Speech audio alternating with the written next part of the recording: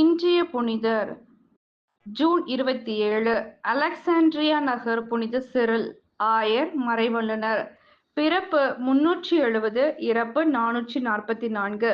புனிதர்கள் என்று கூறினால் குறையே இல்லாதவர்கள் என்று பொருள் இல்லை என்பதற்கு இவர் ஓர் எடுத்துக்காட்டு. இவர் கோபக்காரர், பொறுமை இல்லாதவர், சற்று வேகமற்றவர். இவர் நொவேஷியன் என்று பெயர் கொண்ட ஆலயங்களை இழுத்து மூடினார். புனித ஜான் கிறிஸ்தோஸ்தம் என்ற மீது பழி சுமத்தினார்.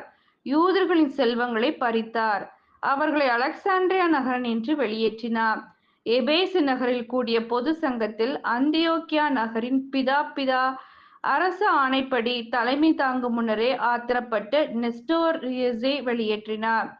428ஆம் ஆண்டில் அந்தியோக்கியாவை சார்ந்த துறவி நெஸ்டோரியஸ் கான்ஸ்டாண்டினோபிளின் பேராயராக நியமனம் பெற்றார்.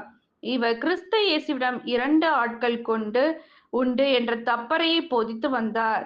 சிரில் இவரது தப்பறையை சுட்டிக்காட்டினார். நெஸ்டோரியஸ் திருந்தவில்லை. இருவரும் திருத்தந்தை முதல் செலாஸ்டினிடம் வந்து இந்த விவாதத்தை முன்வைத்தனர். ரோமை ஆயர் குழு இதனை ஆராய்ந்தது. நெஸ்டோரியஸ் கூறுவது தவறு, இதனை 10 நாட்களுக்குள் அவர் நீக்கிக் கொள்ள வேண்டும் என்று பணித்தது. நெஸ்டோரியஸ் அடம்பிடித்தார். இதன் விளைவாக தோன்றியதுதான் 341 கூடிய எபேசு பொது சங்கம். இதில் சிரில் தலைமை தாங்க 200 ஆயர்கள் கலந்து கொண்டனர். சிரில் தான் திருத்தந்தையின் பிரதிநிதியாகவும் நியமனம் பெற்றிருந்தார். நெஸ்டோரியஸ் இதில் பங்கேற்க மறுத்துவிட்டார். இதனால் நெஸ்டோரியஸின் தவறு சுட்டிக்காட்டப்பட்டு அவரும் திருச்சபைக்கு புறம்பாக்கப்பட்டார். இந்த பொதுச்சங்கத்தில் தான் முதன்முறையாக மரியன்னைக்கு தியோடோக்கஸ் என்ற சொல் பயன்படுத்தப்பட்டு இறைவனை தாய் என்பதே மரியன்னைக்கு பொருத்தமான அடைமொழி. நெஸ்டோரியஸ் கூறியது போல் கிறிஸ்துவின் தாய் என்பது மரியன்னைக்கு பொருந்தாது.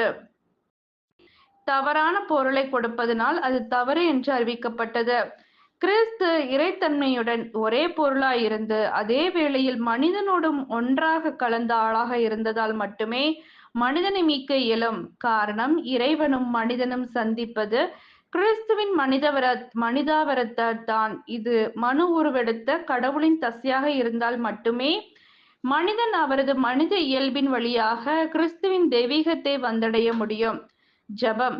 பாவிகளையே அழைக்க வந்த எம் இறைவா, பெரியவர், சிறியவர், திறமையானவர், திறமையற்றவர் என்று பாராமல் அனைவரையும் சமமாக நீர் அன்பு செய்கின்றீர். தவறும் நேரத்தில் உடனிருந்து வழிநடத்துகின்றீர். வழியை பின்பற்றி வேறுபாடு இல்லாமல் அனைவரும் சமம் என்ற நிலையை நாங்கள் அடைய உம்மை வழிநடத்தியருளும். ஆமென்.